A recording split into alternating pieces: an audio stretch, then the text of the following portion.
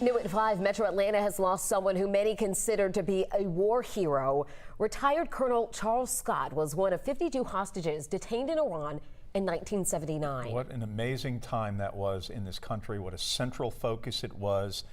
And it was a very difficult time. Scott died Friday at the age of 90. He lived in Stone Mountain and Jonesboro during his time in our state. His son spoke with 11 Alive's Joe Ripley about his father's life and his legacy. Joe? Hey, good evening. Greg Scott described his father's first passion as, quote, his love for his country. Colonel Charles Scott served in the military for decades, earning awards. He even earned newfound respect after a harrowing ordeal in one of the country's most famous crises. Greg Scott was 13 when his father, Colonel Charles Scott, was assigned to the Iranian embassy in Tehran. He was told that he'd be there for 6 months. He left in September of 1979. He was told he was going to come back for Christmas. Barely a month into Scott's time in Tehran, the embassy was overtaken by a group of students supporting a revolution. The group was angry that President Jimmy Carter at the time admitted the country's Shah into the U.S. for medical treatment.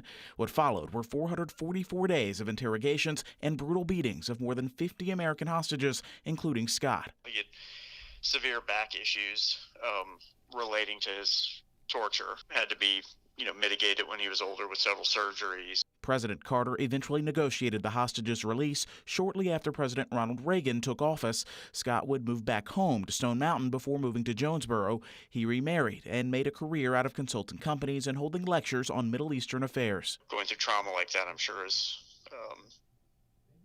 changes one's perspective. Now his son Greg is working to get full compensation.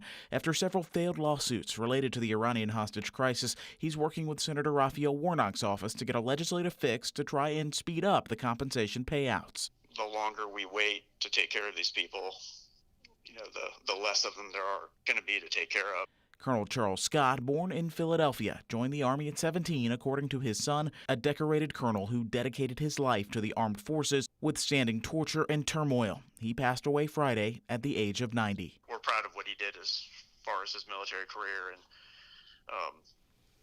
how he served his country honorably during all this. Coming up at 6, why Greg Scott likens what happened to his father in the Iranian hostage crisis to more recent events back on January 6, 2021. Jeff.